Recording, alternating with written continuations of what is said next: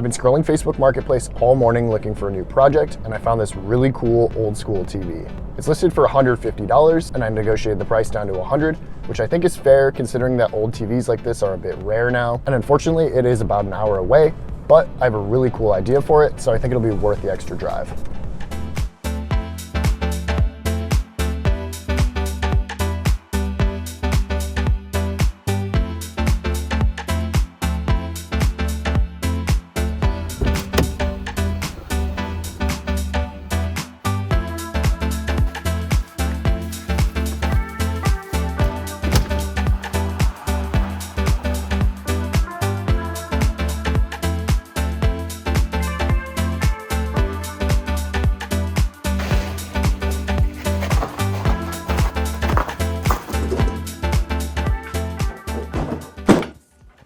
All right, we're back with the TV, and man, this thing is really cool.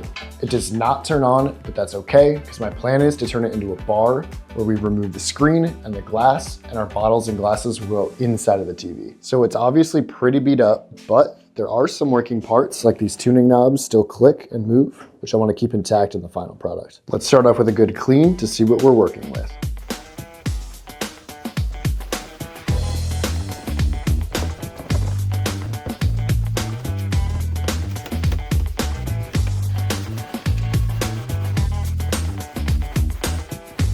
So during my clean, I've discovered a lot of this TV is actually fake wood, like the top and the sides are definitely fake wood, but there is some real wood. I believe that this side piece and this front piece is real. So we'll try to keep it as best as we can and maybe stain it in a dark stain and then try to paint the fake wood portions with a black because I think it has a nice contrast. And I definitely want to keep these gold colored portions gold because I think the dark stain, the black, and the gold will look really good together.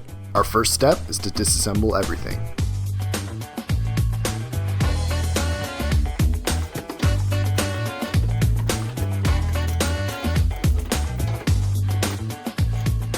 I was hoping just to be able to pull the monitor out, but we have to take out all the other components before being able to do that.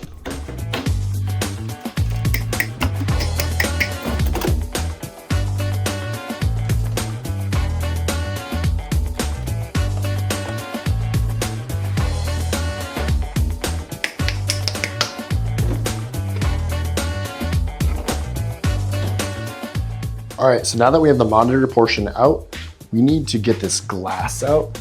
So we actually need to take one more thing out so that we can do that. This metal frame is held on by a few bolts. So we'll remove those, pull this frame out, and I'm hoping that this glass will come right out.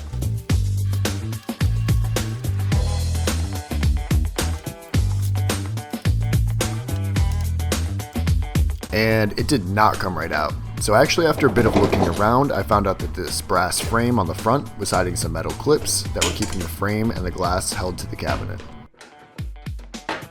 And once I pried off the clips, the glass and the frame came right out. Our next step for disassembly is to pry off all these brass details.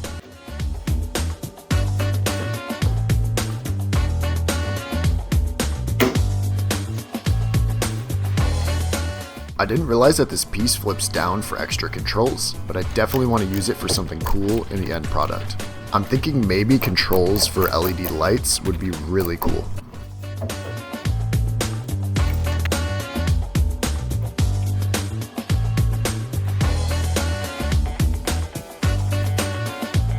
Just a few more pieces left for disassembly. I think these wooden legs would look great stained. And I want to clean up this fabric piece by the speakers, so let's pull those out as well.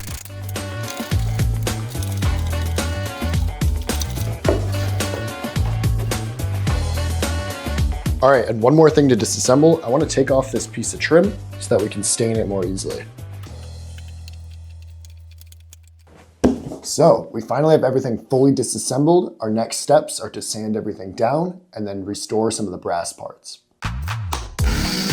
When we're sanding the cabinet, we just want to scuff up the surface enough so paint will stick better, and the sanding will help smooth out some of the dings and scratches.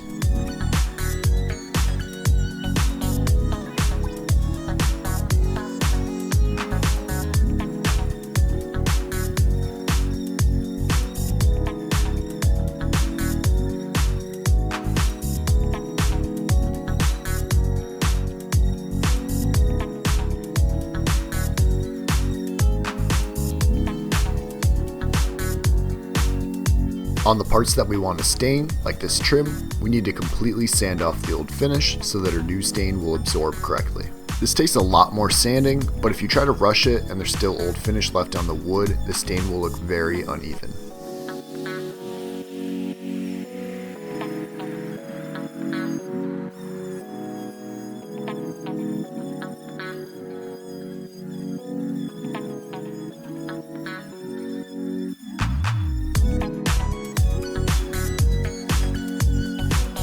On the legs, we're also removing the old finish, and we want to sand off as much of the loose rust as possible so that we can spray on some primer over that metal.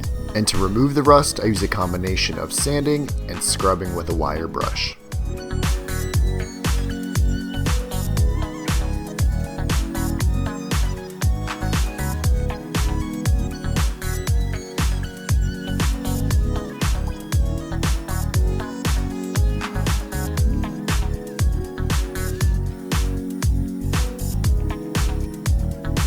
I'd like to leave the metal frame as its original color, but I think the green would clash with our dark wood, black, and gold color scheme, and the old paint on it is looking a bit weathered, so I think a nice new gold paint would be much better for this project.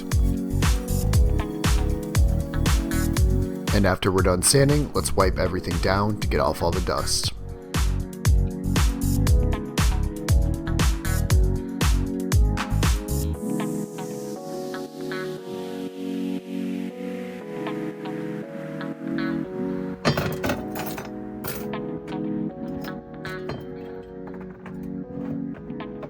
Our next step is to clean up our brass details. For brass, I like to get everything wet, then sprinkle on some Barkeeper's Friend and let it sit for a few minutes.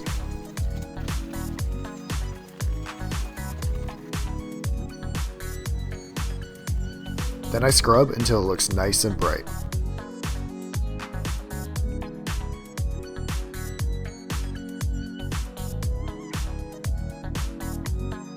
After the first round of scrubbing, everything looked great, except for this border piece and this emblem, so let's use some more Barkeeper's Friend and scrub some more.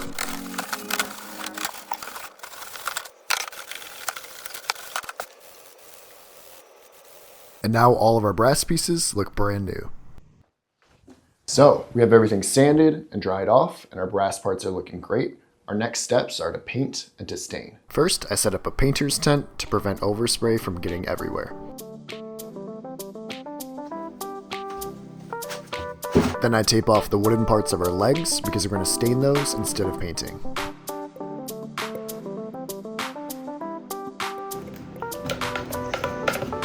First, I spray on a primer so that our base coat will adhere properly.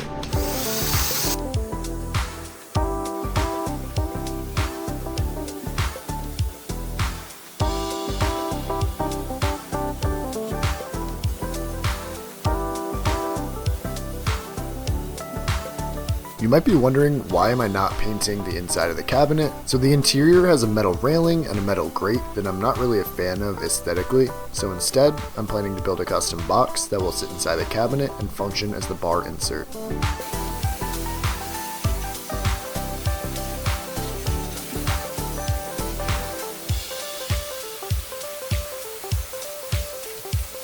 Then, after letting it dry for about an hour, I spray on our base coat of black.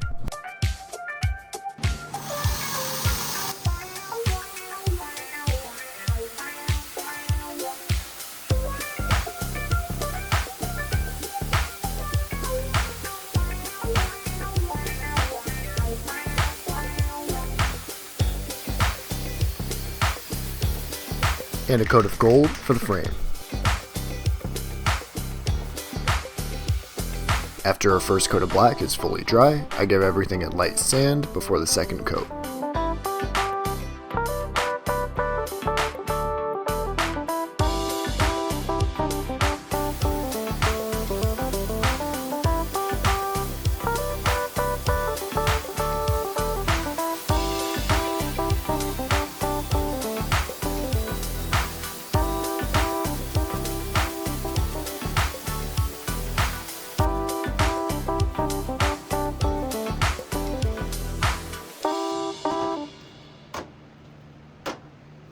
And while we let that coat of paint dry, let's start working on the stain. I wipe on our dark walnut stain, and then after a few minutes, I wipe off the excess.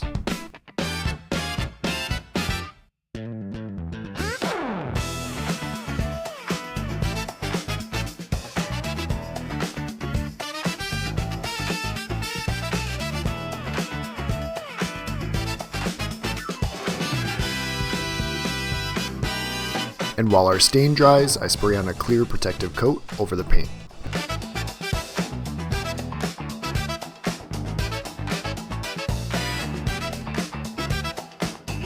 Alright, so we're getting much closer to being done, but we still have a few more things to do. First, we need to clean up this fabric here. It's looking really dirty in the center.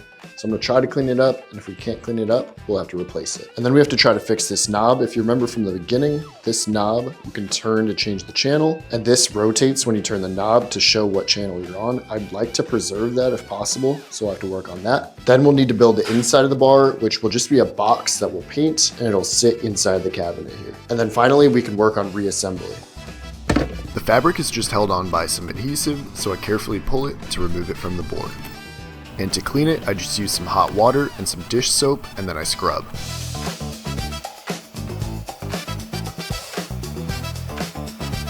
It doesn't look perfect, but it looks a lot better, and the old dusty smell is now gone. And while we let the fabric dry, let's start working on the channel knob. Here's our next issue. As you can see, we have the knobs in, and this knob has a very nice click, which I want to keep, but this mechanism in here is way too big. If we were to put the box in, it would be blocking a lot of this bar area here. So we need to decide where to cut this. I would like to cut it here, this way, but I'm a little worried that if we cut this shaft that it's not going to click anymore, but we're just going to have to hope for the best and see what happens. So after taking the mechanism out, I realized that we can probably remove the shaft just by undoing a few screws.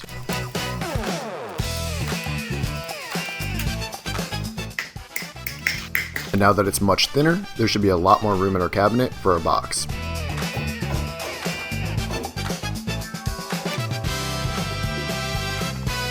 And unfortunately, without the shaft, there's no click, but the knob still turns, so we should still be able to get the channels to spin, which I think is still very cool. Our next step for the channels is to fix the turning belt, and to reattach it, I use some super glue and some duct tape, which should hold it together relatively well.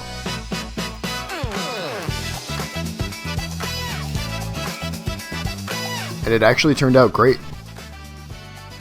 Now that our fabric is dry, I use a staple gun to reattach it to the board.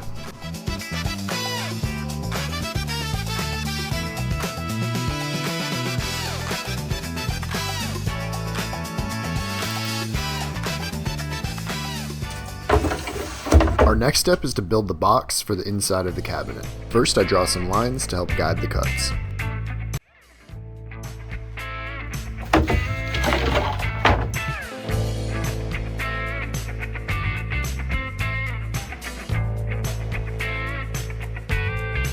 And because the table saw decided to break down, I use a circular saw and help guide it with a T-square.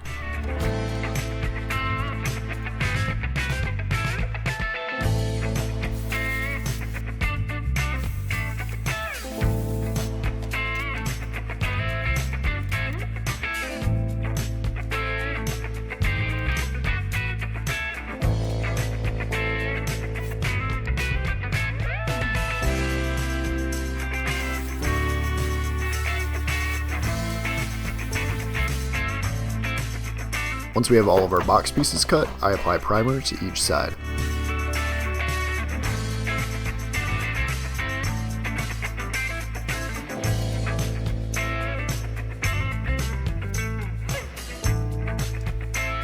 While we let our paint dry, let's start to assemble some of the TV.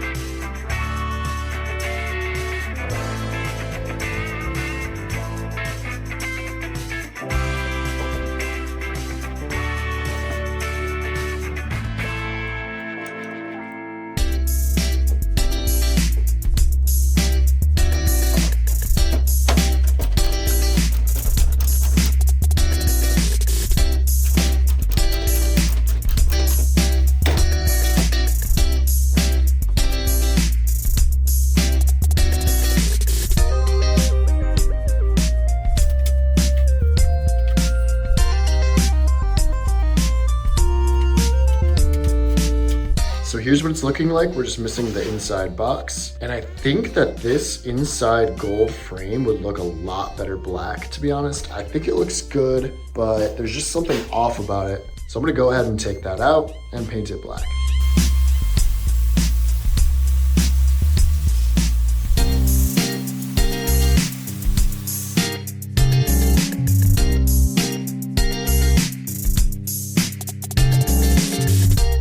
And after letting a couple coats dry, this is how it turned out.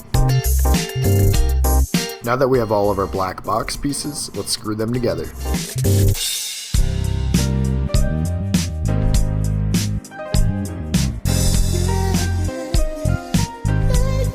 Our box would be really low in the cabinet, so let's build some legs to raise it up. I cut up some smaller pieces with some leftover plywood.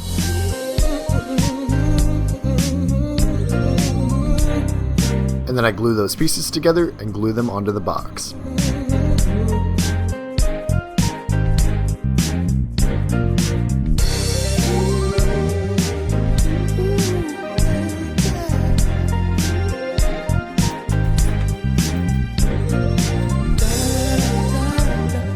I got an LED strip and the controller fits perfectly into this slot.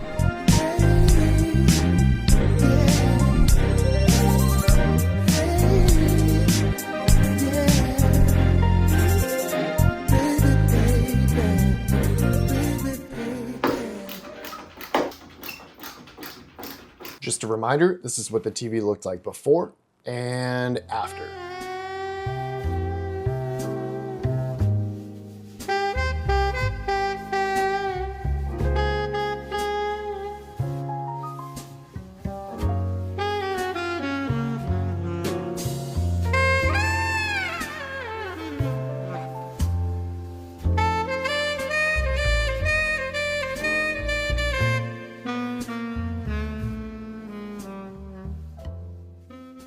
I think it turned out amazing. This is by far my favorite project that I've worked on so far. It took a lot more time and effort than most of my previous projects, but I think it really paid off. I'm really happy that I got the channel knob to work and kept the other knobs spinning. And the LED light strip worked out perfectly.